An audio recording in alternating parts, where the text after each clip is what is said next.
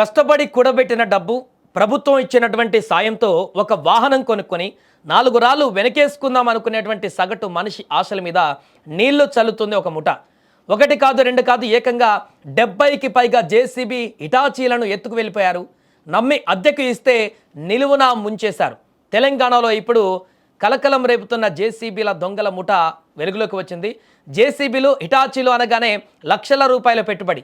వాటిని కొన్నవాళ్ళు కిరాయికి తిప్పుకొని ఆ డబ్బుతో ఈఎంఐలు కట్టుకుంటూ జీవనం కొనసాగిస్తుంటారు. సరిగ్గా వాళ్ళ అవసరాన్నే ఆసరాగా చేసుకుంది ఆ దొంగల ముఠ. సోషల్ మీడియాను తమ క్రైమ్కు వేదికగా మార్చుకున్నారు. ఫేస్బుక్లో మా కాంట్రాక్ట్ పనుల కోసం జేసీబీలు కిరాయికి కావాలి, భారీ బాడుగా ఇస్తామంటూ ఆకర్షణీయమైనటువంటి ప్రకటనలు ఇచ్చారు. ఆ పోస్టులు చూసి నిజమని నమ్మినటువంటి అమాయకపు ఓనర్లు తమ వాహనాలను ఆ ముఠా చేతికి అప్పగించారు.